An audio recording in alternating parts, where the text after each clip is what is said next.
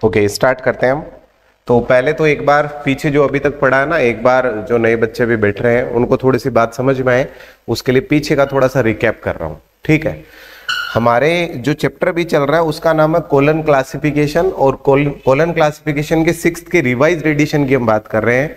वो 6th के revised में हमने एक कॉलम बनाया था जिसका नाम था विशेषता, कि भाई इस कोलन क्लासिफिकेशन में कौन कौन सी विशेषताएं हैं, और वो जो विशेषता है उसी के अनुरूप हम 1 by 1 पॉइंट्स जो है वो डिस्कस कर रहे हैं, ताकि हमारा एक ग्रुप रहे पूरा का पूरा, कि भाई जिस तरह से हम चीजें कर रहे हैं तो वो एक मैनर, एक ऑर्डर में बनी रहे चीजें। तो जैसे कि अगर मैं विशेषता वाले कॉलम पर एक बार के लिए आपको लेके आऊं, तो ये हमने सीसी की विशेषता जो है वो रखी थी कि सबसे पहले जो सीसी है हमने कहा कि गतिमान सिद्धांत पर आधारित है। गतिमान का मतलब डायनेमिक थ्योरी, या डायनेमिक का मतलब होता है भाई हम ऐसी थ्योरी की बात कर रहे हैं जिसमें समय के साथ परिवर्तन होता है। मान लीजिए कोई भी सब्जेक्ट आज बना हुआ है तो फ्यूचर में नए विषय भी तो बनेंगे। ठीक है, हमने जब 9th-10th क्लास पास की थी उस समय बायोटेक सब्जेक्ट नहीं हुआ करता था। ठीक है, 2014 के आसपास जो है ये सब्जेक्ट हमारे कॉमन लाइफ में आया। इवन इंट्रोड्यूस तो बहुत पहले हो गया था, लेकिन हमने जब सुनना शुरू किया तो लगभग मुझे याद है कि 2014 में हमने ये सब्जेक्ट सुना था।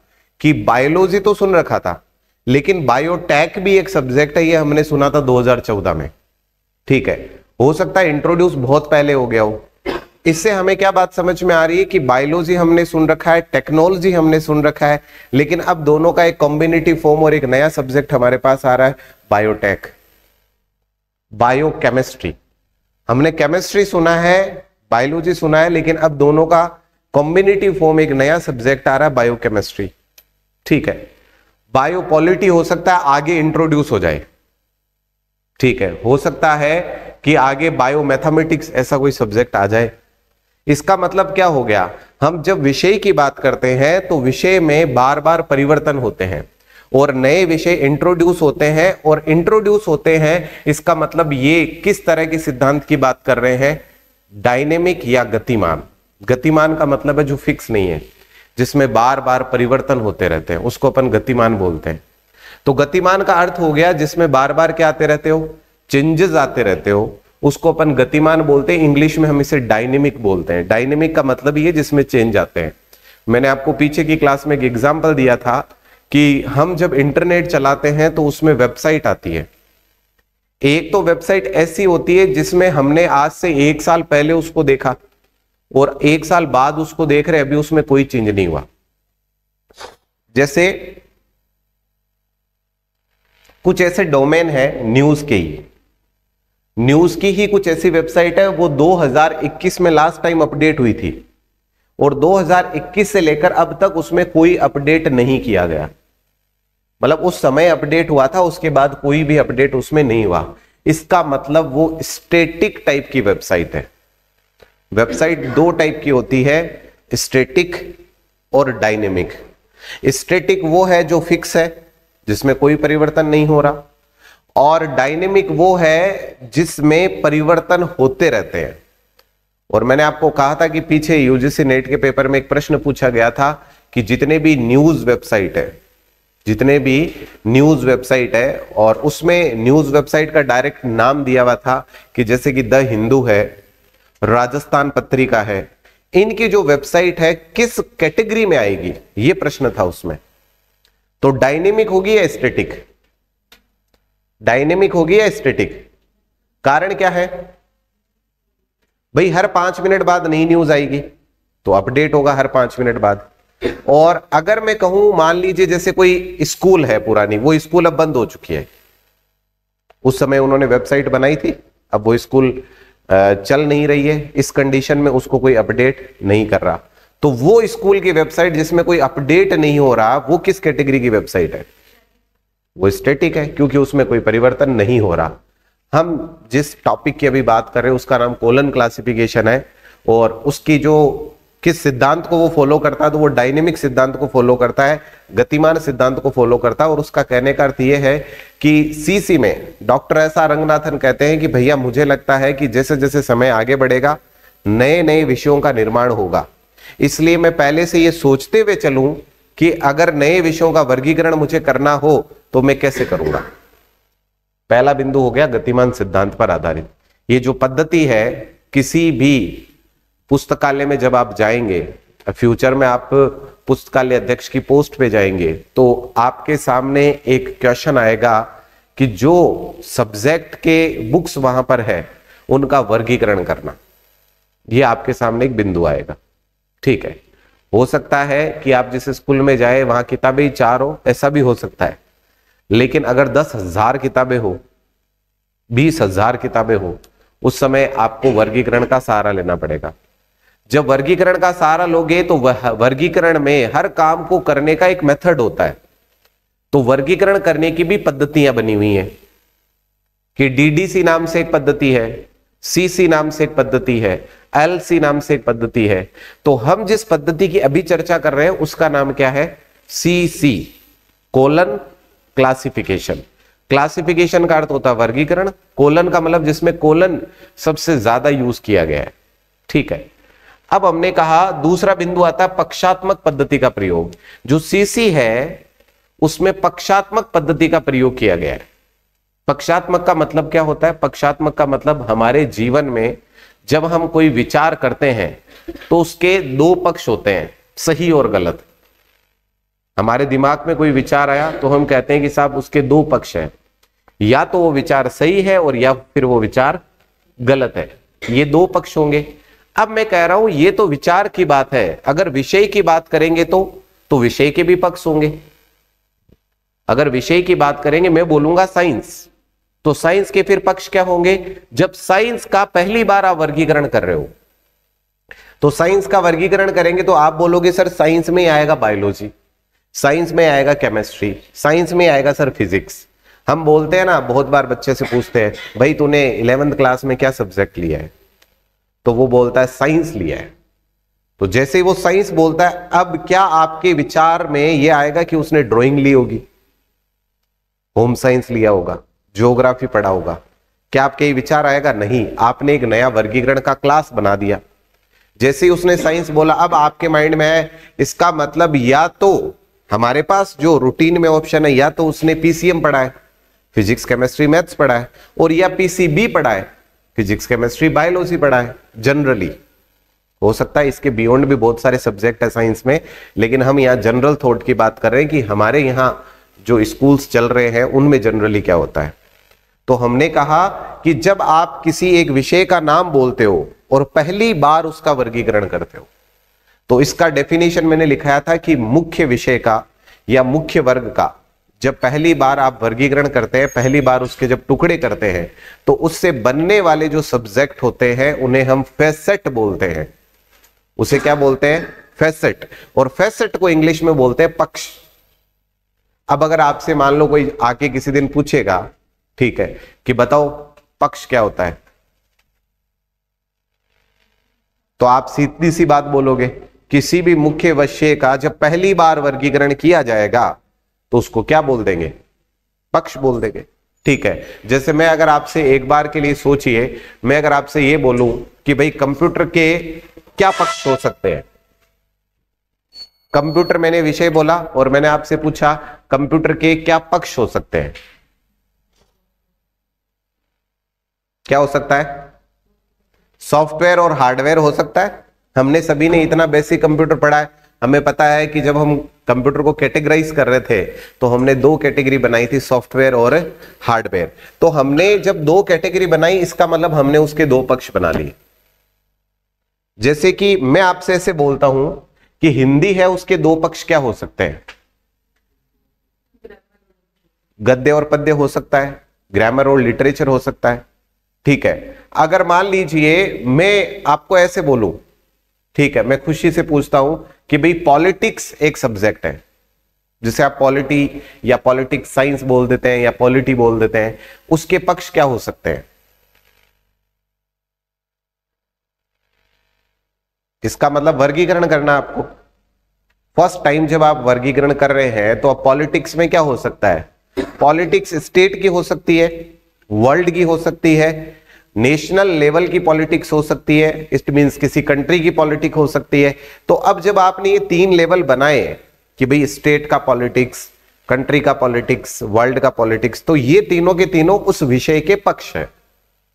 तो किसी भी विषय को जब पहली बार आप तोड़ने का काम करते हैं, तोड़ने का मतलब है उसके अंदर विभाजन करना, पहली बार जब आप विभाजन करते हैं तो उसे पक्ष बोला जाता है, और सीसी में इसी को उपयोग में लिया गया है। इसलिए हम यहां पर एक बिंदु लिख रहे हैं, पक्षात्मक पद्धति का प्रयोग। बात समझ में आ गई? इसके बाद अगला बिंदु यहां पर लिखा है वेस्लेसी संश्लेषणात्मक पद्धति। इसका मतलब क्या है? एनालिटिको सिंथेसिस। इसका मतलब है पहले आप एनालिसिस करते हैं विषयों का, जितने भी विषय हैं फिर उनका आप क्या करते हैं? एनालिसिस करते हैं। वैसे ये जो बिंदु है यहां पर वेस्लेसी संश्लेषणात्मक, इसमें टोटल 0 to 8 स्टेप्स आप फॉलो करते हैं। टोटल 9 स्टेप्स आप फॉलो करते हैं। 9 स्टेप्स कैसे? कि आपके सामने जब कोई भी टाइटल आता है किसी पुस्तक का, तो टाइटल से लेकर उसके जो कॉल नंबर, अब आप जो नए बच्चे हैं उनके लिए ये अजीब सा हो सकता है कि क्या कॉल नंबर चल रहा है। हम तो कॉल नंबर वो जानते हैं सर, किसी को कॉल करना, ठीक है। यहां पर कॉल नंबर की गणित थोड़ी सी अलग है। यहां पर है किसी पुस्तक का सिंबल के फॉर्म में रिप्रेजेंटेशन। जैसे मान लीजिए आप में से बहुत सारे बच्चे हैं जिनको पता होगा कि अगर मान लीजिए कहीं पर एक शब्द की बात की जाए, मैं एक शब्द बोलता हूं और वो शब्द है ये, आपने सभी ने सुना है। अब अगर मान लीजिए मैं इसके लिए कहीं पर ऐसे प्लस बना दूं, अगर मान लीजिए अगर मैं अपनी ही बाइक के आगे ये ऊपर वाला शब्द नहीं लिखूं और सिर्फ प्लस लिखूं, आपको क्या उसको देखकर क्या फीलिंग आएगी? इसका मतलब ये कहीं ना कहीं पर्सन मेडिकल डिपार्टमेंट से जुड़ा हुआ बंदा है, चिकित्सा क्षेत्र से जुड़ा हुआ बंदा है। यस और नो? अच्छा, ऐसे बहुत सारे आइकन है। जैसे आप मान लीजिए इस तरह का एक आइकन देखते हैं, ठीक है, जो एडवोकेट्स होते हैं उनका ये सिंबल होता है। तो जब आप ऐसा आइकन देखते हैं आपके माइंड में आता है इसका मतलब ये लॉ से जुड़ा हुआ प्रोफेशन है, उससे जुड़ा हुआ बंदा है। इसका मतलब हर सिंबल किसी ना किसी बात को रिप्रेजेंट करता है, और यहां पर इसी बात को लिखा गया है वेस्लेसी संश्लेषणात्मक। इसका मतलब यही है कि पहले जो आपके सामने एक पूरा का पूरा टाइटल रखा गया है, उस पूरे के पूरे टाइटल के पहले तो आप टुकड़े करेंगे, टुकड़े करके उनका नाम निर्धारण करेंगे कि उसका नाम क्या है उस टुकड़े का, और टुकड़े का नाम निर्धारण करने के बाद उन्हें किसी सिंबल से रिप्रेजेंट करेंगे। जैसे मैंने यहां पर हॉस्पिटल के लिए प्लस यूज किया है, वैसे ये आपको क्या करना होगा, यहां हर वो बात जो लिखी होगी, जैसे मैंने आपको याद करवाया था कि लाइब्रेरी साइंस के लिए आप 2 लिखेंगे, ठीक है, मैथमेटिक्स आएगा तो आप B लिखेंगे, ठीक है। मान लीजिए कहीं पर लिटरेचर की बात आएगी तो आप O लिखेंगे। इस तरह से सबके लिए क्या बनाए गए हैं? सिंबल। तो जब आप किसी एक रेडीमेड टाइटल को क्लास नंबर दे देते हैं तो वो कन्वर्ट हो जाता है किसमें? वेस्लेसी संश्लेषणात्मक पद्धति में। इसका मतलब हो गया पहले एनालिसिस करना और फिर उसको क्या देना? नोटेशन, अंकन करना, ठीक है। जब आप किसी चीज को ऐसे सिंबल देते हैं ना, तो उसको हमारी लैंग्वेज में, हमारी का मतलब है लाइब्रेरी साइंस की लैंग्वेज में, नोटेशन कहा जाता है। अगला आता है मिश्रित अंकन का प्रयोग। अंकन शब्द का मतलब हो गया किसी चीज को लिखना, और लिखने के 2 तरीके हो सकते हैं, मिश्रित अंकन और शुद्ध अंकन।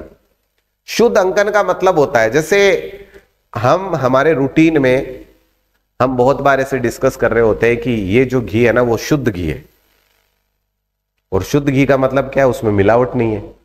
अच्छा, दूसरी कैटेगरी कौन सी है? मिलावट वाला घी, वो है मिश्रित, और मिश्रित होने का मतलब क्या है? उसमें मिलावट है। यहां पर एग्जैक्ट यही लॉजिक काम करेगा।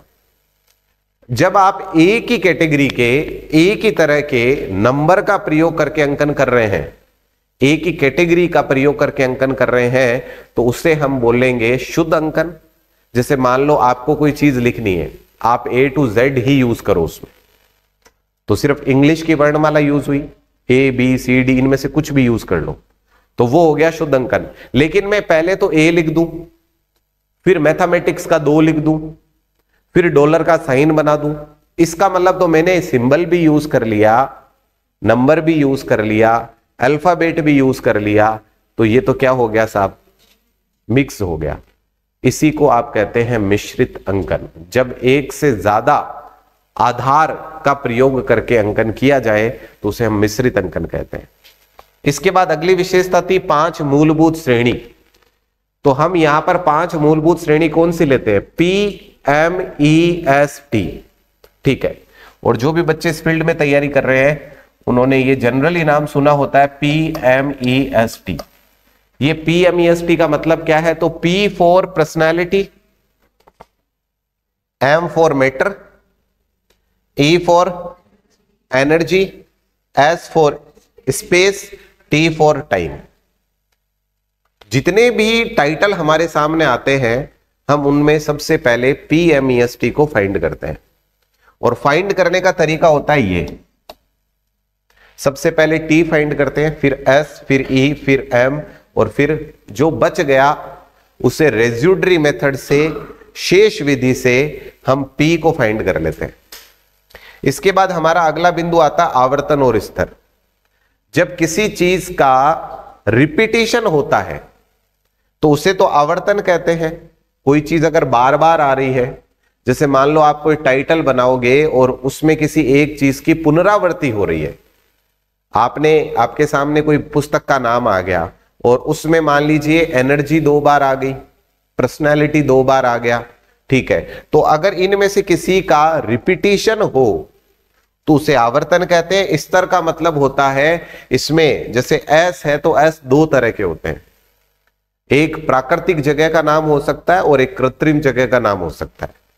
जैसे यहां पर टाइम है तो टाइम 2 तरह के हो सकते हैं, आप ईयर वगैरह के लिए बात कर सकते हैं, आप डे नाइट के लिए बात कर सकते हैं, या किसी वेदर की बात आप कर सकते हैं। तो यहां पर जिनके 2-2 स्तर बने हुए हैं, जैसे हमने पीछे की क्लासेस में पढ़ा है कि स्तर का अर्थ हो गया किसी चीज के 2 पार्ट में डिवीजन क्रिएट करना, ठीक है। कि टाइम 2 तरह के हो सकते हैं, स्थान 2 तरह के हो सकते हैं। कुछ स्थान ऐसे हैं जो ईश्वर ने बनाए हैं, वो कृत्रिम स्थान है। जैसे मैं अगर आपको बोलूंगा किसी नदी का नाम, जैसे गंगा, क्या ये व्यक्तिगत बनाई गई है या कृत्रिम है? ये तो दोनों ही सेम ही शब्द हो गए। कृत्रिम है या फिर नेचुरल है, तो हम कहेंगे कि सर ये नेचुरल है। और नेचुरल होने का मतलब क्या है, उसमें व्यक्ति का कोई रोल नहीं है। तो यहां पर 2 स्तर बनाए गए हैं कि कृत्रिम स्तर हो सकता है और क्या हो सकता है, नेचुरल हो सकता है। और नेचुरल के लिए हिंदी में शब्द यूज कर सकते हैं हम, क्या करेंगे नेचुरल के लिए, प्राकृतिक। क्या यूज कर सकते हैं, प्राकृतिक यूज कर सकते हैं। इसके बाद अगला वर्ड आता है दशा संबंध का प्रयोग। दशा संबंध क्या होता है, जब 2 विषयों के बीच में किसी संबंध की बात हो। जैसे कभी कभी आप कहते हैं सर मैं मैथमेटिक्स और साइंस पढ़ रहा हूं, मैं मैथमेटिक्स और साइंस पढ़ रहा हूं, तो इसका मतलब 2 विषय आपने एक साथ जोड़ दिए इस लाइन में, मैथमेटिक्स और साइंस। कभी कभी आप कहते हैं कि मैं सर सामाजिक विज्ञान और हिंदी पढ़ रहा हूं, इसका मतलब आपने 2 विषयों को आपस में क्या कर दिया, जोड़ दिया। जोड़ने के तरीके बहुत सारे हैं, ठीक है। टोटल हमारे पास जो कैटेगरीज बनती है 18 टाइप की कैटेगरी बनती है हमारे पास। 18 तरीके से हम सब्जेक्ट्स को जोड़ सकते हैं, ठीक है। वो कैटेगरी कैसे बनती है वो मैं पढ़ा चुका हूं, ठीक है। सुबह हो गई क्या? अच्छा आज ही लेट हुए हो क्या?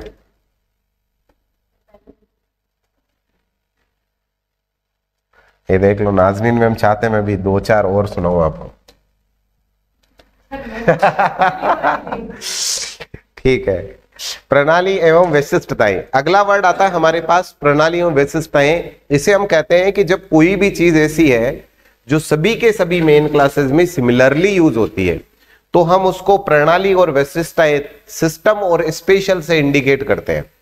अगर कोई भी चीज क्रोनोलॉजिकल ऑर्डर में हो, तो हमने यहां पर 2 कैटेगरी बनाई थी, अगर क्रोनोलॉजी हो तो प्रणाली और अल्फाबेटिकल हो तो विशिष्टताएं, बस सिस्टम एंड स्पेशल।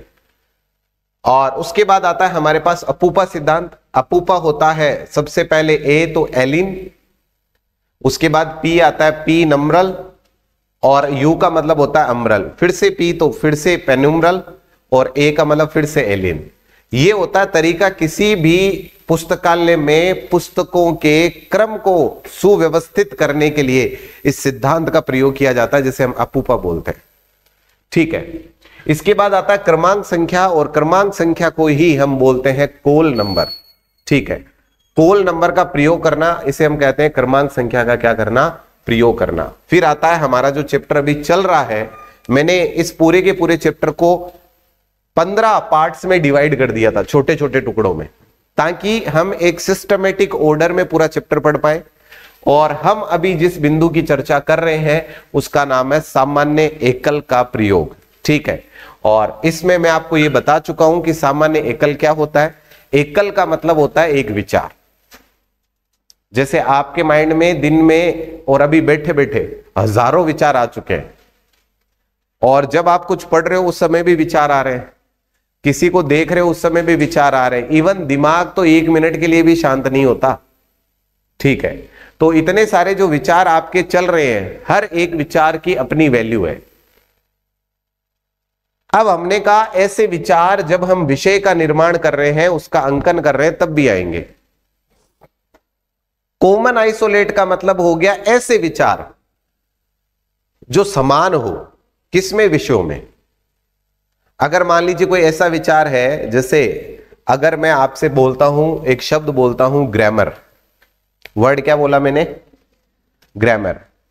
अगर मैं ग्रामर की बात करूं तो हिंदी में भी ग्रामर होती है, संस्कृत में भी ग्रामर होती है, इंग्लिश में भी ग्रामर होती है, उर्दू में भी ग्रामर होती है। तो आपने कहा अरे सर कोई सी भी लैंग्वेज उठा लो, सब में ग्रामर होगी। फिर मैंने कहा एक काम करते हैं, लिटरेचर। फिर आपने बोला सर कोई सी भी लैंग्वेज उठा लो, लिटरेचर तो क्या होता है, सब में होता है। भाई साहित्य तो जितनी भाषाएं हैं उन सब का क्या होगा, साहित्य होगा। मैं कहूं हिस्ट्री, आपने कहा सर जितनी दुनिया में सब्जेक्ट बने, हर सब्जेक्ट की अपनी हिस्ट्री है। जैसे साइंस की अपनी हिस्ट्री है, मैथमेटिक्स की अपनी हिस्ट्री है। तो जितने विषय हम काम में ले रहे हैं उन सभी की क्या है, अपनी अपनी हिस्ट्री है। मैं यही बात समझाना चाह रहा हूं। अगर कोई ऐसा विचार जो सभी विषयों में सिमिलरली यूज होता हो, जैसे इतिहास सब में आएगा। आप कोई भी विषय बोलेंगे ना, मैं उसके साथ इतना ही जोड़ूंगा का इतिहास। आप बोलोगे हिंदी में, कहूंगा हिंदी का इतिहास। आप बोलोगे इंग्लिश में, कहूंगा इंग्लिश का इतिहास। आप बोलोगे सर संस्कृत में, कहूंगा संस्कृत का इतिहास। इवन आप कोई भी सब्जेक्ट बोलेंगे तो हमें सिंपली उसके साथ हिस्ट्री वर्ड को ऐड करने पर वो हो गया कॉमन आइसोलेट। आपका एक विचार आया और उस विचार का जब जजमेंट लिया गया तो यह समझ में आया कि वो विचार तो सभी वर्गों में आ रहा है। और जो चीज सभी में आती है, हमने 9th-10th में पढ़ा है और खासकर मैथमेटिक्स में पढ़ा है कि ये सब में आ रहा है, इसको कॉमन ले लो। याद आ रहा है ऐसा, या मेरी तरह वीक थी मैथ्स? ठीक है, इतना तो याद आया होगा कि सब में x आ रहा है तो x को कॉमन ले लो। अब लेते कैसे वो नहीं आता होगा, लेकिन याद तो होगा इतना कि हाँ लिया तो था कभी कॉमन। और कॉमन लेने का मतलब वो था कि वो सभी में आ रहा है। हम यहां पर वही काम कर रहे हैं फिर से। कॉमन आइसोलेट का मतलब हम ऐसे विचार की बात कर रहे हैं जो सभी वर्गों में क्या आ रहा है, समान तरीके से आ रहा है और सभी वर्गों में आ रहा है, इसीलिए हमने उसको कॉमन वर्ड से रिप्रेजेंट किया है। कॉमन शब्द यूज करने का मतलब ही क्या है, सभी में आ रहा है, इसलिए हमने कॉमन टर्म यूज किया है। तो जैसे ही हमने बोला कॉमन आइसोलेट, तो हम कह रहे हैं हम ऐसे विचार की बात कर रहे हैं सर जो सभी वर्गों में आ रहा है। जैसे मैंने अभी एग्जांपल दिया था। अब क्या है कि जैसे कॉमन विचार, यहां पर कॉमन आइसोलेट लिखा हुआ है, एक्चुअल में इस चैप्टर का नाम तो है आइसोलेट, यानी कि विचार। हिंदी में इस विचार शब्द के लिए यहां पर हमारे लाइब्रेरी साइंस में एक वर्ड यूज किया हुआ है, एकल। ठीक है, यहां पर मैंने शब्द क्या लिखा है, सामान्य एकल लिखा है ना। इस एकल का अर्थ विचार है। अब वो विचार किसी व्यक्ति का नाम हो सकता है, वो विचार किसी पुस्तक का नाम हो सकता है, किसी स्थान का नाम हो सकता है, आपके भाव हो सकते हैं विचार में। विचार में कुछ भी हो सकता है। एवरीथिंग जो आप देख पा रहे हो और नहीं देख पा रहे हो वो सब विचार हो सकता है। अब विचार दो तरह के होते हैं। एक होता है विशिष्ट विचार, जिसे हम कहते हैं स्पेशल आइसोलेट। अब स्पेशल आइसोलेट है ना, उसकी क्या विशेषता है? वो स्पेशल है। हमने कहा सर उसमें विशिष्टता है। इसका मतलब यह हुआ कि कुछ ऐसे विचार होंगे जो सभी मुख्य वर्गों में काम नहीं करेंगे। ऐसे विचारों को हम कहते हैं स्पेशल आइसोलेट। आइसोलेट को ही हिंदी में बोलते हैं एकल। उल्टा बोल दूं, एकल को ही इंग्लिश में क्या बोलते हैं? आइसोलेट। तो मैंने कहा ऐसे विचार जो सभी वर्गों में काम नहीं करेंगे लेकिन कुछ वर्गों में काम करेंगे, ऐसे विचारों को हम बोलते हैं स्पेशल आइसोलेट, विशिष्ट विचार, विशिष्ट एकल।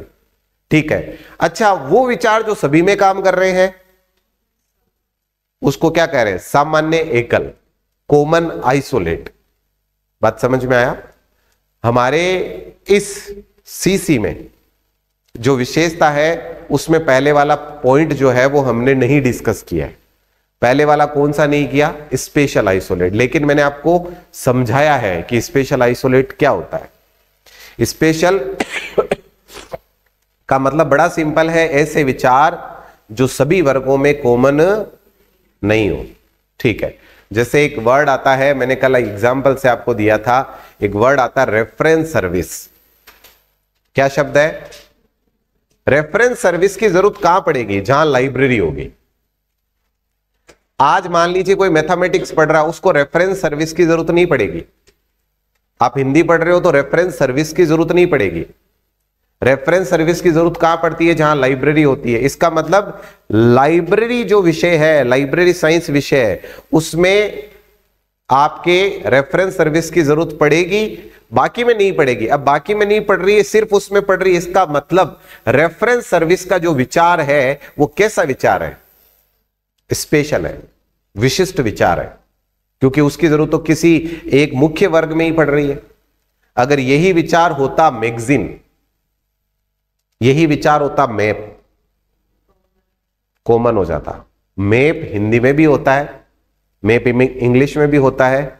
मैगजीन यानी कि पत्रिका, पत्रिका हिंदी की भी हो सकती है, साइंस की भी हो सकती है, मैथ्स की भी हो सकती है, किसी भी विषय की पत्रिका हो सकती है। जब पत्रिका किसी भी विषय की हो सकती है, इसका मतलब वो हो गया कॉमन। अब जो कॉमन है उसकी भी फिर दो कैटेगरी बने। अब हमारा जो बिंदु अभी चल रहा है वापस उस पर आ जाते हैं अपन।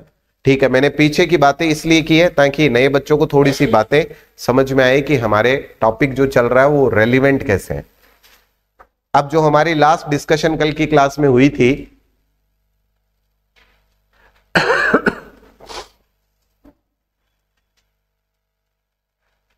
तो ये हमने विचार डिस्कस किए थे। ऐसा विभाजन जो समस्त या बहुसंख्यक वर्ग विषय के साथ संलग्न किया जा सकता है उसे अपन सामान्य एकल कहते हैं।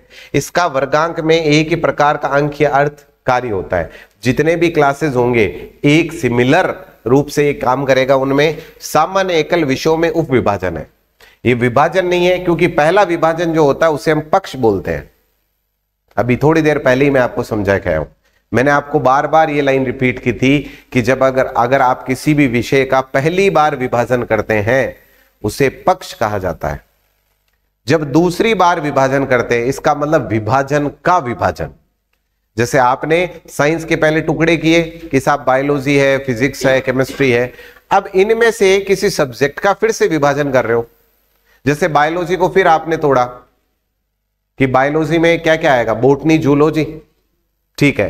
तो जैसे ही आपने फिर बायोलॉजी के पार्ट्स बनाए, बॉटनी, जूलॉजी आपने बनाया, वो हो गया उप विभाजन। विभाजन का विभाजन, विभाजन का विभाजन क्या हो जाएगा? उप विभाजन। ठीक है। तो हम यहां पर जब आइसोलेट निकालते हैं तो वो तो एक विचार होता है, और विचार कभी सीधे विभाजन से नहीं बनेगा। विचार बनेगा जब उसके बार बार टुकड़े करेंगे, तब जाकर हम किसी एक विचार तक पहुंचेंगे। ठीक है। तो हमने कहा कि सामान्य एकल विषयों में क्या है, उप विभाजन है। सीसी 1933 फर्स्ट एडिशन में इसे सामान्य उप विभाजन नाम दिया था। इसके अतिरिक्त भाषा, स्थान व समस्त एकल की सारणी तैयार की गई थी। सीसी जो फोर्थ एडिशन आया था 1952 में इसे पूर्ववर्ती व प्रवर्ती यानी एसीआई और पीसीआई नामों से विभक्त किया गया था।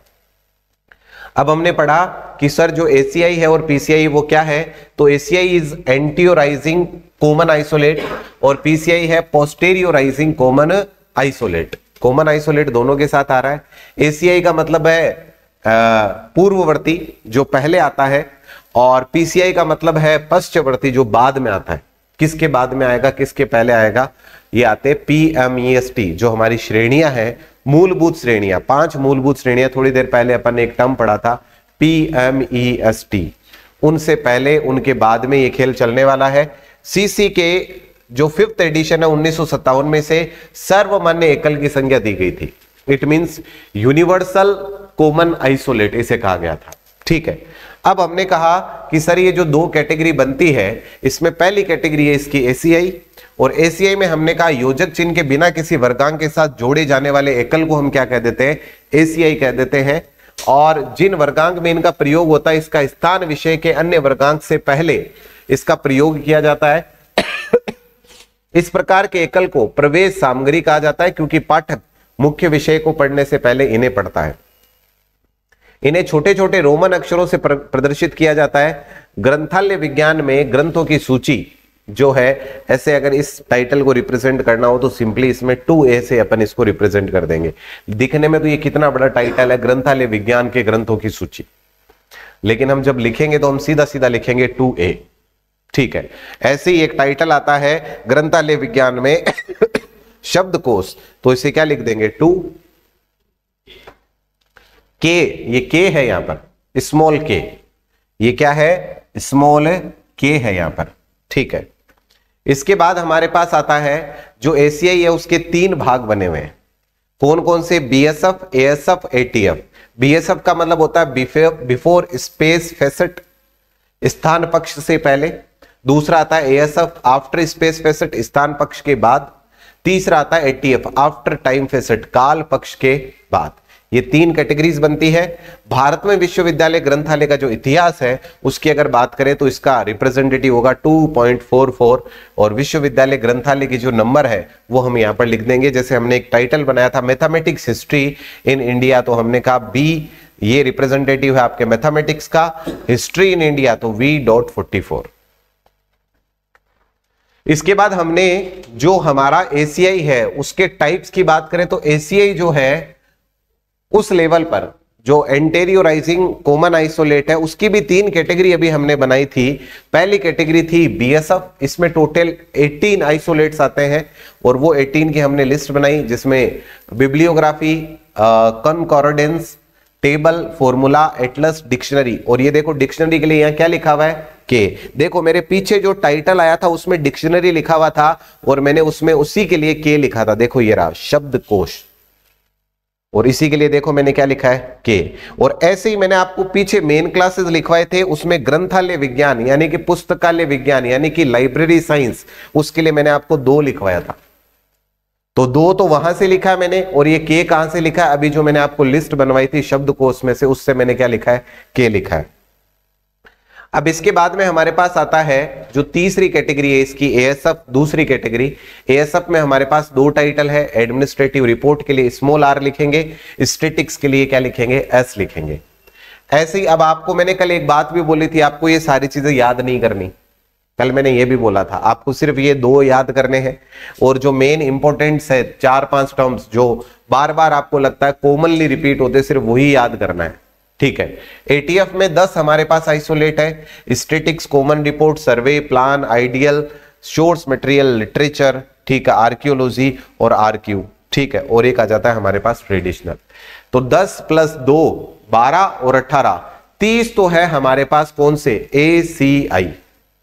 ठीक है, चलिए जी, तो अब हमारा अगला जो टॉपिक है उस पे चलते हैं। और अब हमारे पास हमने 2 कैटेगरी बनाई थी कॉमन आइसोलेट की, एसीआई, पीसीआई। अब हम दूसरे टाइटल की बात करते हैं, और दूसरा टाइटल हमारे पास आता है पीसीआई।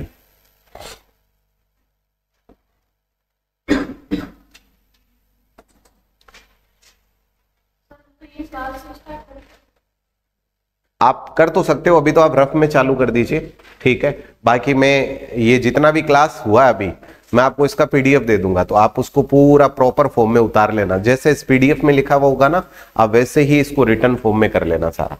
बाकी सब बच्चों का तो लिखा हुआ है, ठीक है। तो आप उस पीडीएफ को डिट्टो अपनी नोटबुक में उतार लेना।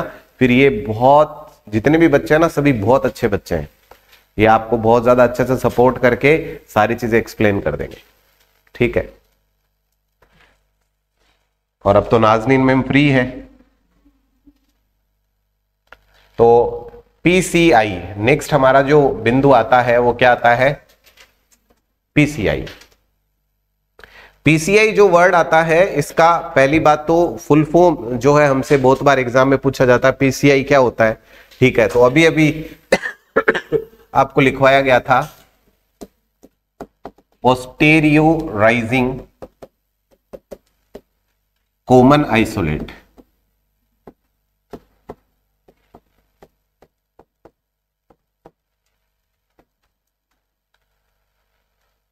यहां पर जो पोस्टीरियोराइजिंग जो टर्म आ रहा है, इसका मतलब होता है पश्चवर्ती। इस टर्म का अर्थ क्या होता है, पश्चवर्ती। पश्चवर्ती का मतलब होता है बाद में। अगर इसको बहुत इजीली समझा जाए तो क्या होता है, जो ऐसे कॉमन आइसोलेट जो बाद में प्रयोग किए जाते हैं, क्योंकि हमने इससे पहले जो टर्म्स पढ़े उनमें सब में कौन से थे, एसीआई एंटेरियोराइजिंग जो पहले प्रयोग किए जाते हैं, तो ये कौन से हैं, जो बाद में प्रयोग किए जाते हैं, ठीक है।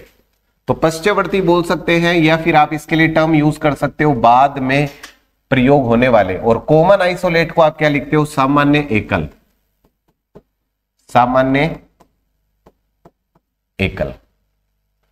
तो पश्चवर्ती बोल सकते हो, या फिर क्या बोल सकते हो, बाद में प्रयोग होने वाले, या इसके लिए एक दूसरा टर्म यूज कर सकते हैं, मैंने लिखवाया था परवर्ती, ठीक है। इसी के लिए एक टर्म यूज कर सकते हैं, कौन सा, परवर्ती। तो परवर्ती, पश्चवर्ती या बाद में, और फिर कॉमन आइसोलेट का मतलब हो गया सामान्य एकल। ये बच्चे सब कह रहे थे कि आज नया मैम आए तो बिठाना मत सर आप।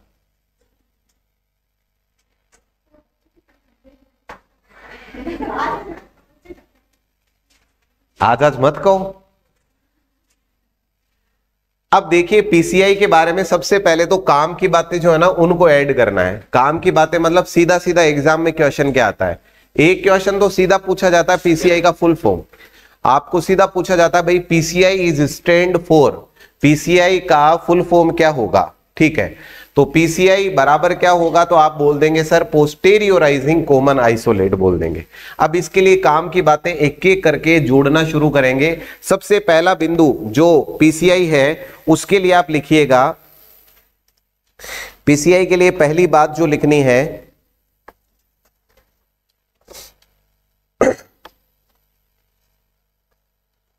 इस श्रेणी में या इस श्रेणी के सामान्य एकल का प्रयोग वर्गांक में योजक चिन्ह के साथ किया जाता है। जबकि हमारा सबसे पहले जो एसीआई हमने पढ़ा था उसमें ये जब लाइन लिखी थी हमने, तो हमने एक वर्ड लिखा था योजक चिन्ह के बिना प्रयोग किया जाता है। देखो अभी ज्यादा दूर नहीं आए हम, ठीक है। ये रहा हमारे पास एसीआई, और इसका पहला लाइन देखिए आप, पहला लाइन क्या लिखा हुआ है, योजक चिन्ह के बिना किसी वर्गांक के साथ जोड़े जाने वाले एकल को पूर्ववर्ती सामान्य एकल कहते हैं। जबकि यहां मैं क्या बोल रहा हूं, योजक चिन्ह के साथ, तो एसीआई है उसमें तो योजक चिन्ह प्रयोग नहीं करते, जबकि पीसीआई उसमें योजक चिन्ह प्रयोग करेंगे, ठीक है। तो पहली लाइन लिखनी है योजक चिन्ह के साथ प्रयोग किया जाता है,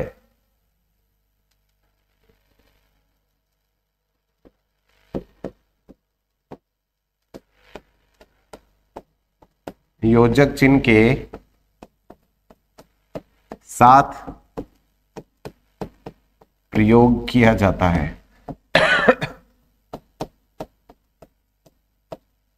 तो एक बात तो ये कंफर्म कर दीजिए कि जो यूज करने का बिहेवियर होगा तो उसमें योजक चिन्ह के साथ प्रयोग किया जाएगा।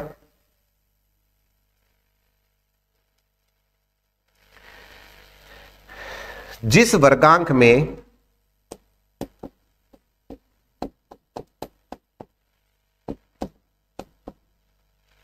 इनका प्रयोग होता है, इनका प्रयोग होता है,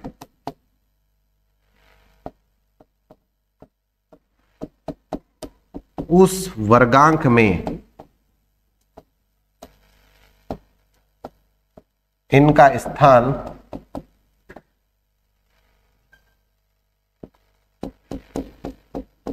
वर्गांक के बाद होता है,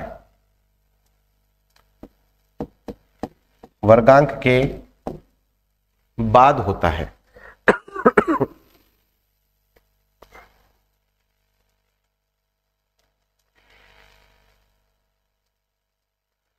पीसीआई जो है उसके दो भाग है।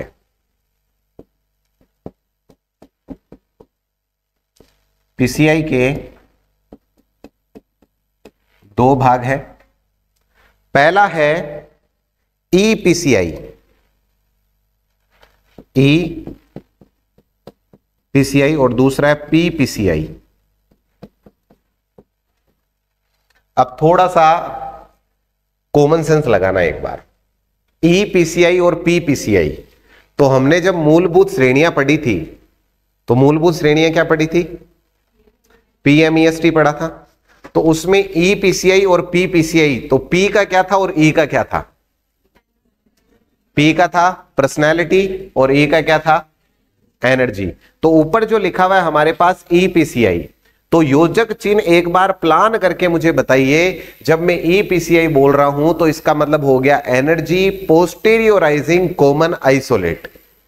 पीसीआई का तो लिखवाया ही है मैंने, क्या होता है PCI? Posteriorising common isolate. E for energy. अब एनर्जी का योजक चिन्ह क्या होगा? कोलन। बात पकड़ में आ गई? तो हम सबसे पहले तो इसका फुल फॉर्म लिख देंगे ईपीसीआई। तो E for energy,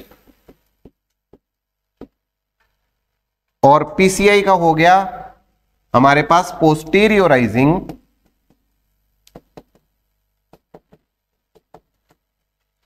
common isolate. Common isolate, energy posteriorising common isolate. अब यहीं पर अगर पी की बात करें तो ये क्या होगा? पर्सनैलिटी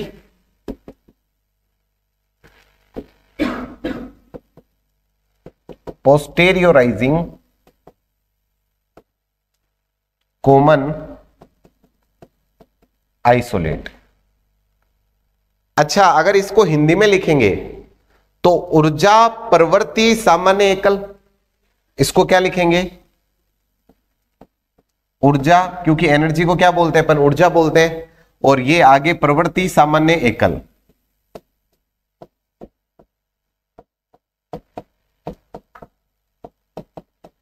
प्रवृत्ति सामान्य एकल।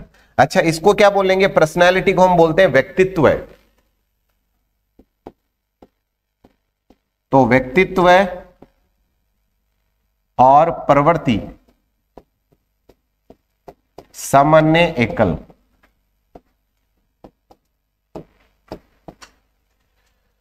व्यक्तित्व प्रवृत्ति सामान्य एकल।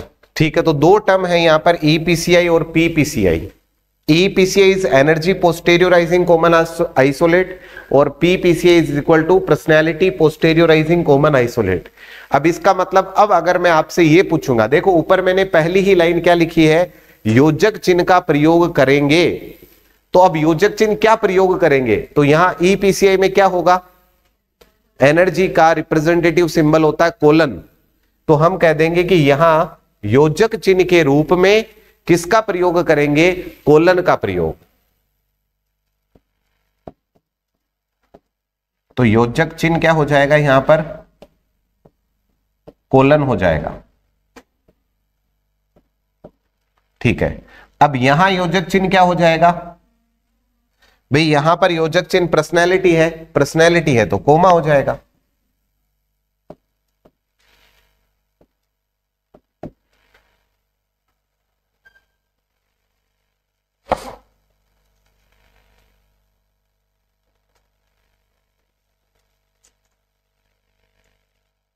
अब एक बहुत महत्वपूर्ण बात आती है, ईपीसीआई जो हमने लिखा है ये प्रयोग कहां पर होगा? ईपीसीआई जो है वो प्रयोग कहां पर होगा? ठीक है, ईपीसीआई का प्रयोग हम करते हैं, देखो PMEST ऐसे हम लिखते हैं। तो PMEST में हम कहते हैं कि सर उसका जो श्रेणी क्रम है उसके बाद तो एनर्जी के बाद स्पेस आता है, लेकिन जब हम पीसीआई की बात कर रहे होते हैं तो स्पेस के बाद हम ईपीसीआई का प्रयोग करते हैं। स्पेस का मतलब क्या हो गया? एस के बाद। ठीक है, जब आप हमारे पास आइसोलेट की बात आती है तो हम क्या करते हैं? एस के बाद इस ईपीसीआई का प्रयोग करते हैं। वहीं पर जो पीपीसीआई है इसका प्रयोग कहां पर करते हैं? स्थान पक्ष के बाद, सॉरी वो होगा स्पेस पक्ष से पहले। जो पीएमईएसटी है ये मैंने उल्टा बोल दिया था, देखो यहां पर ई पहले आ रहा है तो स्थान पक्ष से क्या होगा? पहले होगा। जो ये यहां पर शब्द लिखा है ईपीसीआई, ये तो क्या होगा? स्थान पक्ष से पहले होगा। और जो पी है, अगर हम बात करें किसकी? पर्सनैलिटी की, तो पर्सनैलिटी जो वर्ड लिखा है इसका उपयोग स्थान पक्ष के बाद करेंगे। जब किसकी बात करेंगे? पीपीसीआई, तो ये होगा स्थान पक्ष से पहले।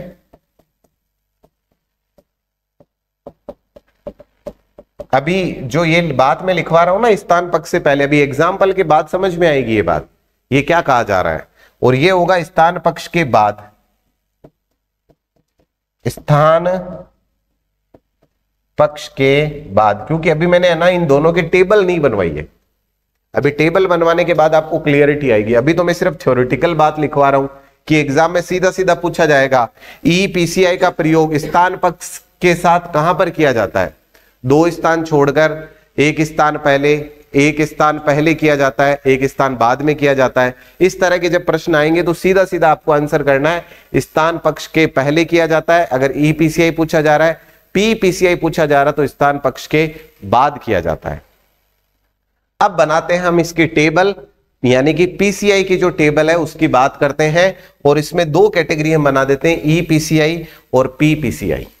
ठीक है, यहां तक डन है सभी के?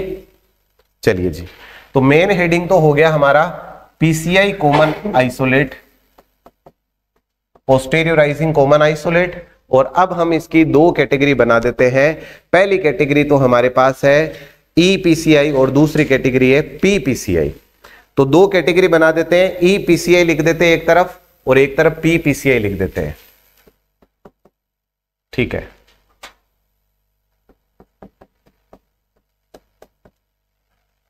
और एक इसकी सेकंड कैटेगरी बना देते हैं पीपीसीआई।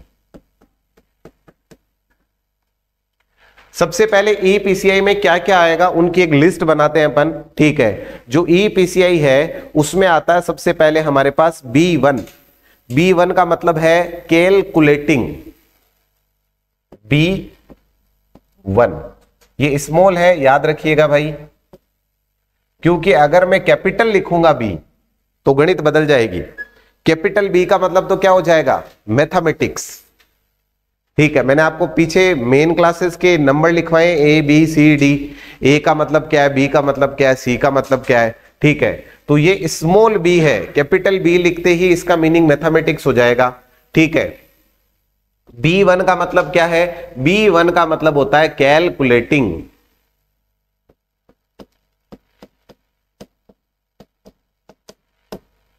ठीक है, B1 के बाद हमारे पास आता है B2। B2 का मतलब होता है डिजाइनिंग।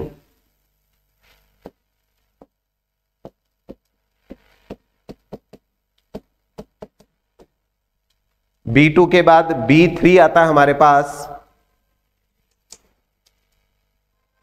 B3 नहीं होकर हम डायरेक्टली यूज करते हैं B6 EPCI में, जिसका मतलब होता है मीजरिंग, मीजर करना किसी चीज को। B6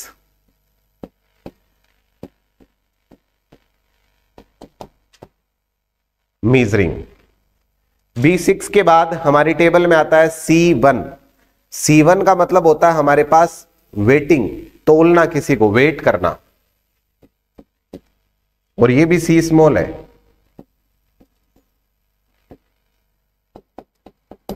वेटिंग यानी कि तोलना। C1 के बाद अगला जो सिंबल आता है हमारे पास वो आता है F। F का मतलब है इन्वेस्टिगेशन, और इसे हम रिप्रेजेंट करते हैं सिंगल F से, या F1 बोल सकते हैं अपन इसको। इन्वेस्टिगेशन।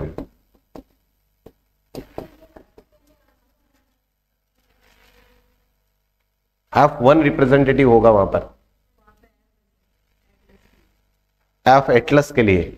तो सेम वही कल वाली डिस्कशन होगी, V पहले आए तो उसका मीनिंग ये निकलेगा और बाद में आए तो ये निकलेगा। तो यहां पर इसका यूज अगर आप ठीक स्पेस से ठीक पहले कर रहे हो तो उस कंडीशन में इसका मीनिंग जो है वो होगा इन्वेस्टिगेशन। इसके बाद में हमारे पास आ जाता है F के बाद में F2। F2 आ जाता है हमारे पास ऑब्जर्वेशन।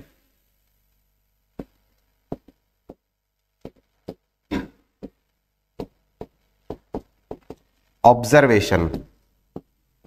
और फिर आता है हमारे पास F3। F3 का मतलब होता है एक्सपेरिमेंट। एक्सपेरिमेंट।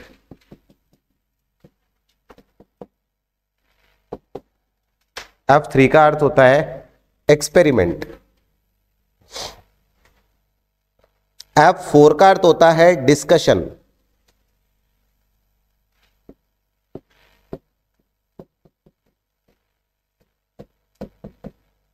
F4 का अर्थ होता है डिस्कशन।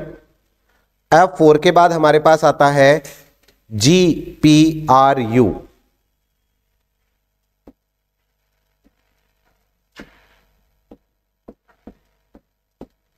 जो G है स्मॉल g, इसका मतलब होता है क्रिटिसिज्म। क्रिटिसिज्म। उसके बाद हमारे पास आता है P। P का मतलब होता है सर ड्राफ्टिंग।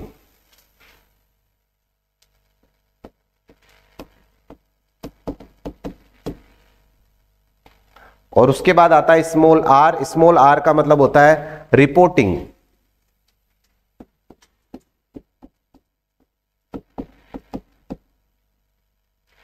रिपोर्टिंग। और जो U है, U का मतलब होता है सर्वेइंग यानी सर्वे करना।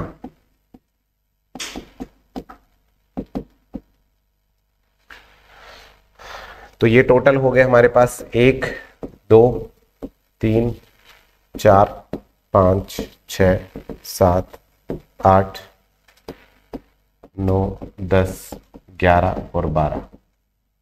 तो EPCI हमारे पास है टोटल नंबर में 12।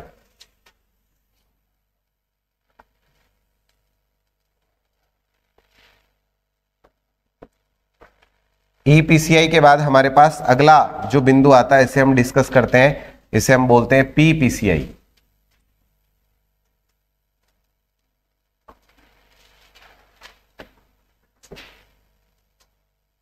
PPCI। अब जो PPCI है उसमें सबसे पहले हमारे पास सिंबल आता है B, ओनली B, जिसका मतलब होता है प्रोफेशन।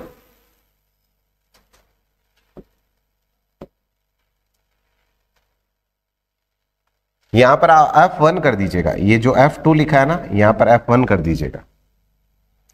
सबसे पहले B आता है, B का मतलब होता है प्रोफेशन।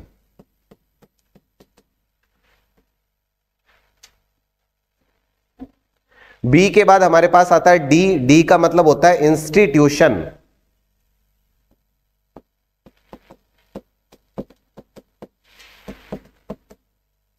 D का अर्थ क्या होता है? इंस्टीट्यूशन। उसके बाद E फॉर एजुकेशनल।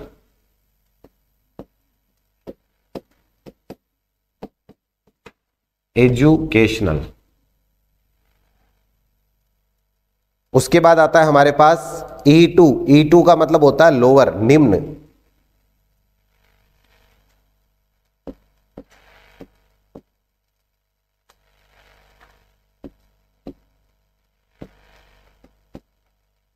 ये तो हो जाएगा लोअर और इसका उल्टा E4 हो जाएगा higher.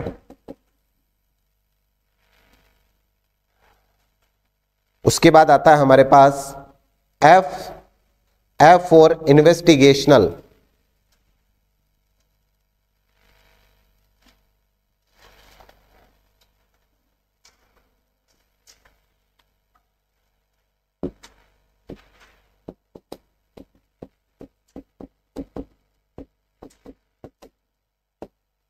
F for investigational. F के बाद आता है हमारे पास F2 ऑब्जर्वेशनल और एक्सपेरिमेंटल और डिस्कशनल। ये बिल्कुल इस तरफ भी रिपीट हो जाएंगे, F और फिर F2 ऑब्जर्वेशनल,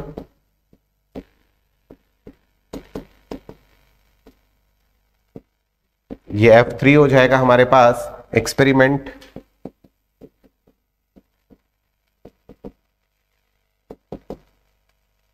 इसके बाद हो जाएगा F4 हो जाएगा हमारे पास डिस्कशन,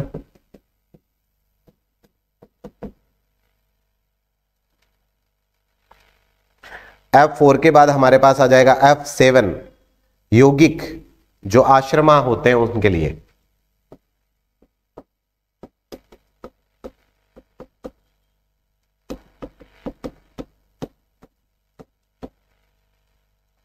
F7 के बाद हमारे पास आ जाता है जी होता है लर्न्ड सोसाइटी।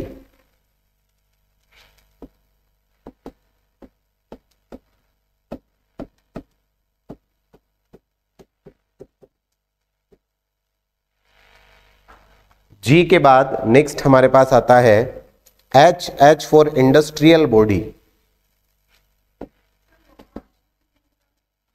आश्रमा, वो आश्रम लिखा हुआ मैम, ASHRMA। नेक्स्ट आता है हमारे पास H for industrial body,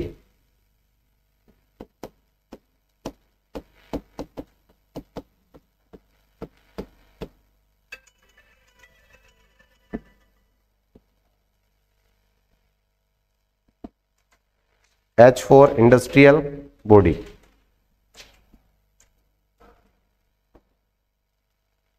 K for commercial body,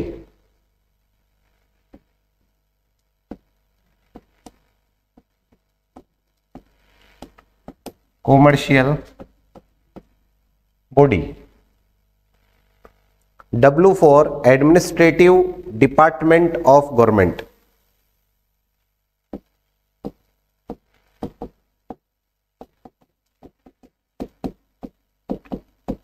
administrative department of government.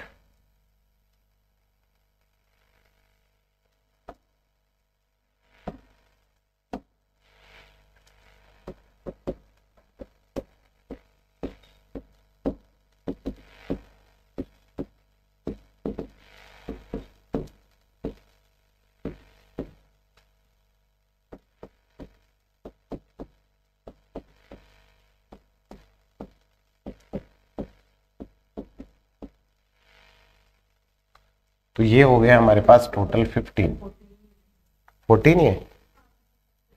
क्या गायब कर दिया मैंने? Okay sorry.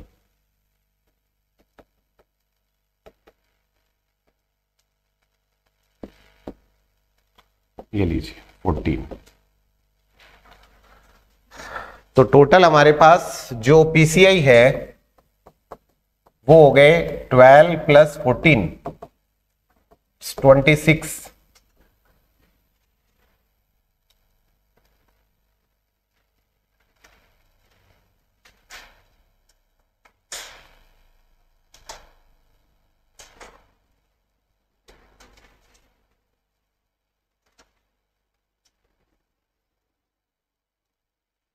ये लिख लिया आपने। अब देखो जो मैंने अभी आपको टेबल बनवाई है ना, ये टेबल तो मैंने ली है कहां से? सीसी के 6th के रिवाइज्ड एडिशन से। अब जो 7th एडिशन आया था, आपको पता है सीसी के 7 एडिशन है, ठीक है। तो अब जो 7th एडिशन आया था ना, उसमें उन्होंने कुछ अलग से एक छोटी सी टेबल और बनाई है। अब वो भी मैं इसके साथ अटैच करवा रहा हूं, क्योंकि हमारे क्वेश्चंस जो है वो आते 6th रिवाइज से है।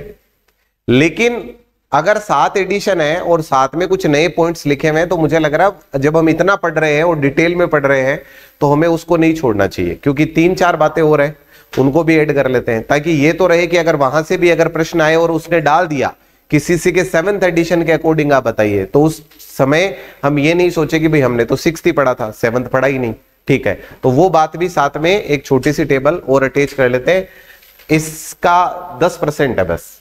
ठीक है, तो एक छोटी सी लाइन डालिएगा पहले, तो कंडीशनिंग इसके साथ में डालनी है पहले, और वो लाइन डालनी है कि सीसी के 7वें संस्करण में, सीसी के 7वें संस्करण में, सीसी के 7वें संस्करण में ऊर्जा सामान्य एकल में से, ऊर्जा सामान्य एकल में से कुछ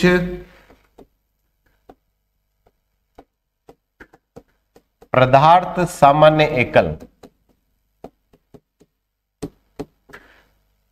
कुछ पदार्थ सामान्य एकल को अलग किया गया था,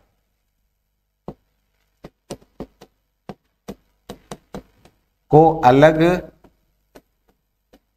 किया गया था, उनके अंकन निम्न है। अब अलग किया था और अलग करने के बाद उनके भी उन्होंने अलग से अंकन किए थे, तो वो जो अंकन उन्होंने किया था अलग से, वो एक टेबल छोटी सी अपन एडिशनल बना रहे हैं। ठीक है, तो फिर से एक तरफ अंकन और एक तरफ पदार्थ प्रवृत्ति सामान्य एकल, तो एक तरफ तो हम लिख देते हैं इसमें अंकन और एक तरफ हम लिख देते हैं पदार्थ प्रवृत्ति सामान्य एकल। जो बच्चे इंग्लिश में लिखना चाहते हैं वो लिख देंगे मैटर पोस्टेरियोराइजिंग कॉमन आइसोलेट।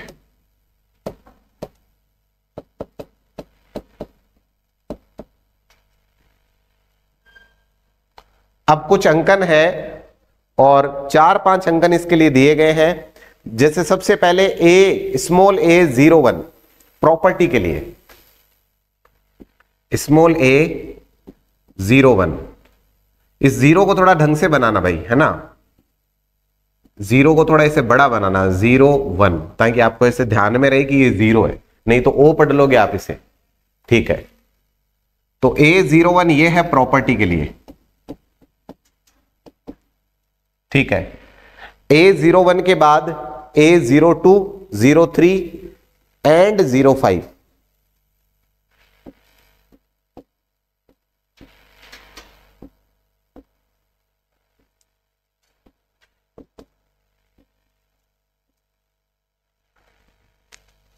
a02 जो है इसका मतलब होता है एक्सटेंस, यानी किसी चीज की उपस्थिति होना। एग्जिस्टेंस लिखना चाहिए था, इसमें एक्सटेंस वर्ड यूज किया हुआ है,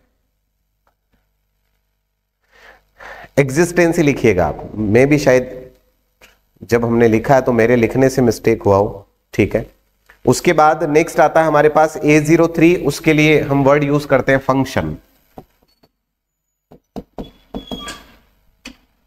देन हमारे पास a05 आता है और a05 का अर्थ होता है हमारे पास रिलेशन, यानी कि संबंध।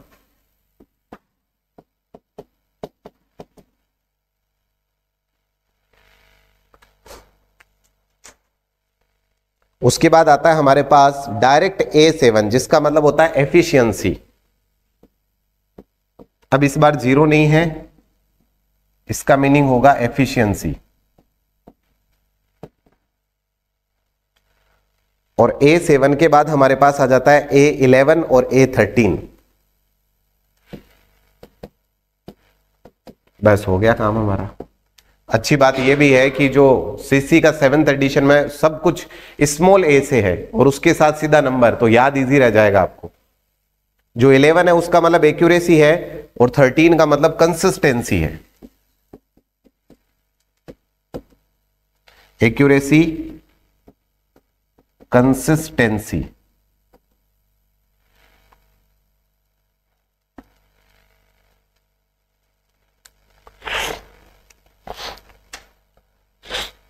प्रॉपर्टी मतलब जानते हो आप क्या होता है? संपत्ति। उसके बाद एग्जिस्टेंस, एग्जिस्टेंस का मतलब क्या होता है? किसी चीज की उपस्थिति होना। उसके बाद फंक्शन का मतलब क्या हो जाता है? कार्य। रिलेशन, रिलेशन का मतलब क्या हो जाता है? संबंध। एफिशिएंसी का मतलब होता है कार्य कुशलता। एक्यूरेसी का मतलब क्या हो जाता है? शुद्धता। और कंसिस्टेंसी का मतलब क्या होता है? निरंतरता। ठीक है, तो ये जो सीसी का 7th एडिशन है उसमें इन्होंने क्या किया कि जो पहले से हमारा जो सामान्य एकल था ऊर्जा का, एनर्जी का, उसमें से कुछ चीजें अलग की और एक नया आइसोलेट क्रिएट किया। जैसे हमारे पास तो दो ही है, ईपीसीआई और पीपीसीआई। इन्होंने एक नई चीज बनाई, कौन सी? एमपीसीआई। हालांकि हमें दो ही कैटेगरी को ध्यान में रखना है, लेकिन यह बात भी हमें पता हो कि जो 7th एडिशन है उसमें एक नई चीज इंट्रोड्यूस की गई है, that is called MPCI, matter PCI, matter posteriorising common isolate. और उन्होंने ये जितनी चीजें रखी है सारी किस में रखी है? देखो मैंने लिखा है यहां पर पदार्थ प्रवृत्ति सामान्य एकल, और यहां पर देखो ब्रैकेट में लिखा मेटर पोस्टेरियोराइजिंग कॉमन आइसोलेट। अगर आपसे कोई ये पूछेगा कि भाई जो पीसीआई है वो कितने तरह के होते हैं, तो आप क्या पूछोगे उससे? भाई तू ये बता कौन से एडिशन की बात कर रहा है। अगर आप ये सीधा प्रश्न पूछ रहे हो कि पीसीआई कितने तरह के होते हैं, तो इसके दो आंसर होंगे, दो भी हो सकते हैं और तीन भी हो सकते हैं। फिर वो बोलेगा भाई 6th एडिशन, तो आप बोलोगे दो। फिर वो बोलेगा 7th एडिशन, तो आप कितने बोलोगे? तीन, क्योंकि उसमें एक नया ऐड हो गया, कौन सा? मेटर पोस्टेरियोराइजिंग कॉमन आइसोलेट, जिसमें आपको याद भी रखनी ये वाली बात कि जो मेटर वाला ऐड हुआ है उसमें सारे स्मॉल लेटर ए के साथ में न्यूमेरिकल्स नंबर को ऐड करके बनाया गया है, तो इजीली याद भी रहेगा। A01, 02, 03, 05, 07, ठीक है, 11 और 13, काम खत्म बस। तो 1, 2, 3, 4, 5, 6 और 7, तो इसमें टोटल जो आपके पास है वो नंबर कितना है? 7 है इसमें। ठीक है, तो ये जो पीसीआई है हमारा हो गया। अब एक छोटी सी पीसीआई की मैं पूरा हमारा जो कॉमन आइसोलेट इसकी एक छोटी सी समरी बनवा रहा हूं, जहां से आपको ऑलमोस्ट जो क्वेश्चन मिलेगा बहुत बार उस समरी से मिल जाता है। ठीक है, एक छोटी सी समरी बनाते हैं अपन, क्योंकि ये हमने जितना छोटा मान रखा था उतना छोटा चैप्टर नहीं है ये कॉमन आइसोलेट। कॉमन आइसोलेट में हमने सिर्फ इतना ही पढ़ा होता है, जो बुक्स अपन मार्केट से लेके आते हैं उसमें सिर्फ इतना ही लिखा होता है, सामान्य एकल दो तरह के होते हैं, एसीआई पीसीआई, बात खत्म। ठीक है, अब हमने देखा कि एसीआई के भी और सब ब्रांचेस है, पीसीआई है उसके भी सब ब्रांचेस है। ठीक है, और सब ब्रांचेस जो है वो भी अलग अलग कैटेगरीज में डिवाइडेड है। तो वो चीज देखने के बाद हम एक छोटी सी समरी तैयार करते हैं, समरी ऑफ कॉमन आइसोलेट।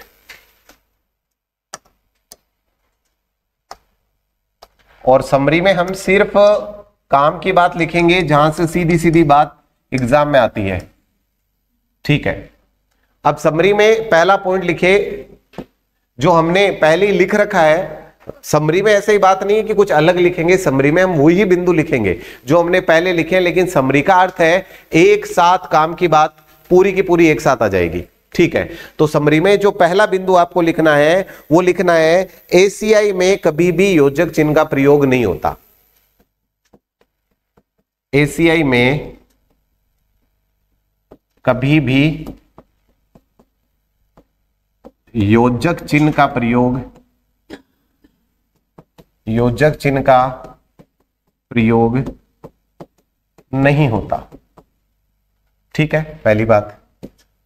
दूसरी बात यहां लिखनी है, ईपीसीआई का प्रयोग स्थान पक्ष से पहले होता है।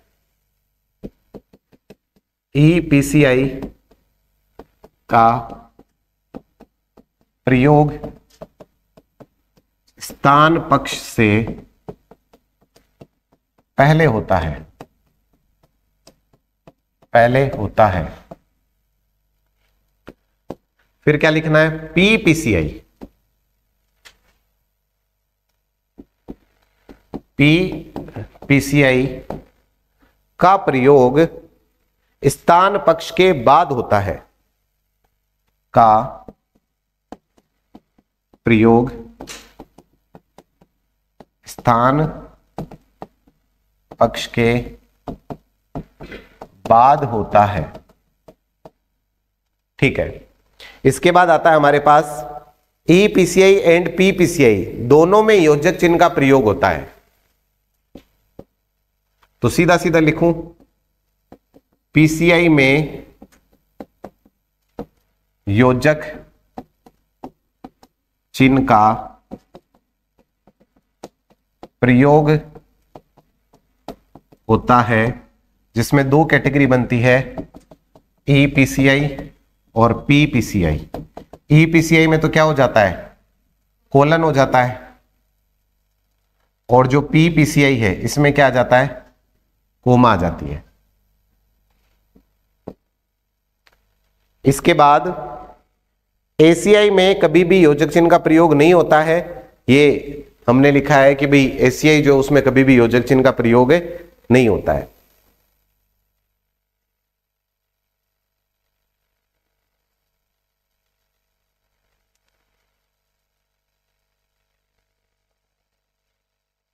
एक एग्जाम्पल आया था पीछे नेट के पेपर में, और उस एग्जाम्पल को जब पहली बार मैंने देखा तो मैंने गलती की, आप भी करोगे देखना।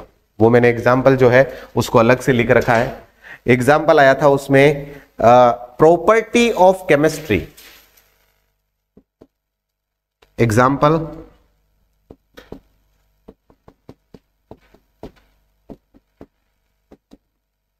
Property of chemistry. सबसे पहले तो क्लास नंबर लेवल पर मेन क्लास कौन सा हो जाएगा, ई। तो मेन क्लास, तो इसका जो क्लास नंबर बनेगा उसमें ई मेन क्लास हो जाएगा। अब प्रॉपर्टी वर्ड आपने कहां देखा, अभी आपको टेबल्स बनवाई थी उसमें प्रॉपर्टी कहीं आया हुआ है क्या, कहां पर आया हुआ है, आया हुआ है। अच्छा आया हुआ है तो बताइए फिर क्या करना है यहां पर, तो फिर दूसरा बता दीजिए।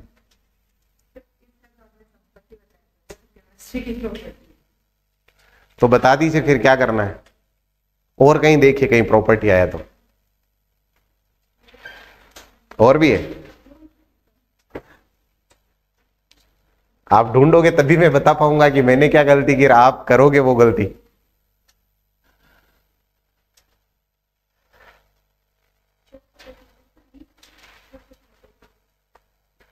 सोर्स ऑफ मटेरियल प्रॉपर्टी नहीं होता।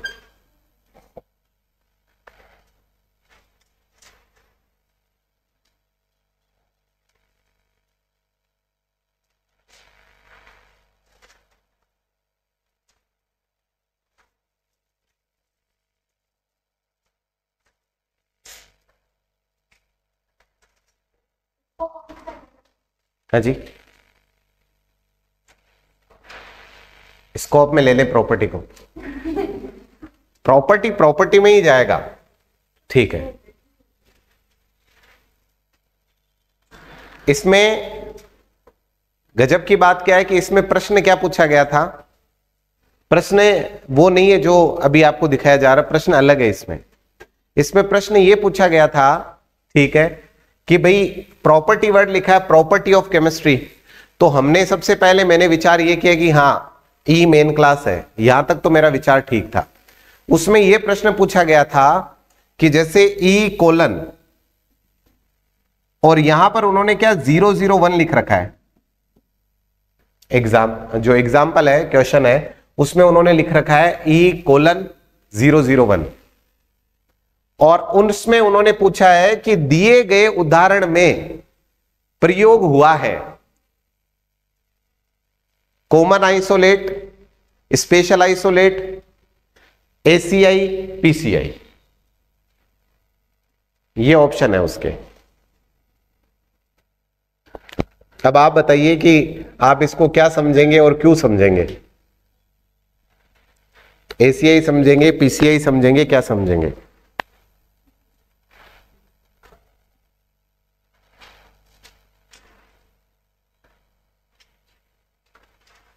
मैंने इसमें अक्कल लगाई खुद की, और क्या लगाई बताऊं? मैंने कहा कि भाई आइसोलेट तो है ही नहीं इसमें।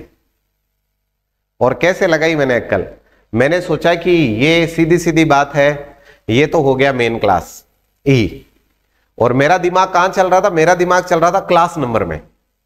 मेरा दिमाग आइसोलेट तक पहुंचना ही नहीं चाह रहा था, क्योंकि मुझे तो पहले ही कोलन दिख गया, और कोलन के बाद मुझे 001 दिखा, और मुझे ऐसा याद आया, मैंने कहा भाई कहीं पर भी 001 तो हमारे आइसोलेट वाले टेबल में कहीं नहीं आया। इतना मुझे याद था, ये कंफर्म करने की जरूरत ही नहीं थी कि 001 किसका है, क्योंकि मुझसे ये पूछा ही नहीं जा रहा। ये तो मैंने ऊपर एग्जाम्पल इसलिए लिखा था कि आपको समझ में आए। अब उसने 001 लिख दिया। अब 001 लिखने के बाद में मैं विचार कर रहा हूं, मेन क्लास आ गया और मेन क्लास के बाद एनर्जी है, तो अगर ऐसा कोई विकल्प हो कि इसमें आइसोलेट का प्रयोग नहीं हुआ है, ठीक है, तो मैं तो उसी विकल्प को चुन लूं फिर। अब ऐसा विकल्प भी नहीं मिल रहा मुझे। मैंने चारों विकल्प आपको बताए कि एसीआई का यूज हुआ है, पीसीआई का यूज हुआ है, उसके बाद कॉमन आइसोलेट का यूज हुआ है, और स्पेशल आइसोलेट का यूज हुआ है। मैंने गलती क्या की? मैंने कहा हमारी टेबल में तो कहीं है नहीं, और हमारी टेबल में नहीं है इसका मतलब ये स्पेशल आइसोलेट है। तो मैंने स्पेशल आइसोलेट वाले पे टिक कर दिया।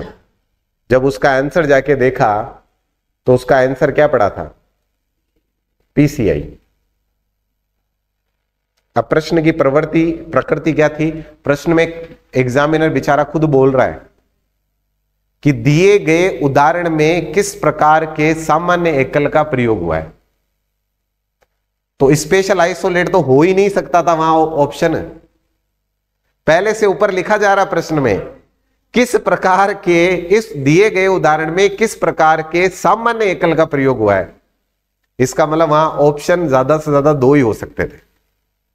और मैंने दिमाग कहां लगाया? क्लास नंबर में, क्योंकि क्लास नंबर हम सबसे ज्यादा पढ़ते हैं इस चैप्टर में, तो दिमाग सबसे पहले वहीं जाता है क्लास नंबर में।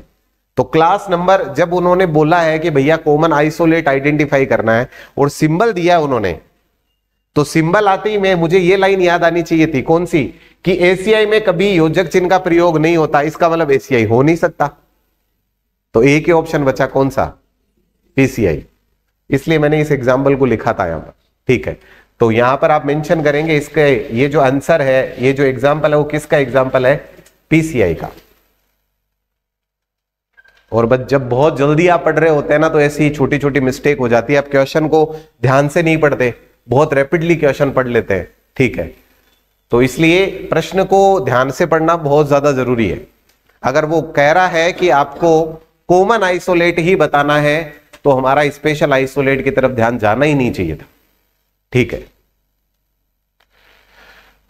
चलिए, तो एक छोटी सी समरी बना दी हमने, जहां से सीधे सीधे प्रश्न पूछे जाते हैं। ई पीसीआई का प्रयोग कहां पर होता है, पी पीसीआई का प्रयोग कहां पर होता है, पीसीआई में योजक चिन्ह जो है।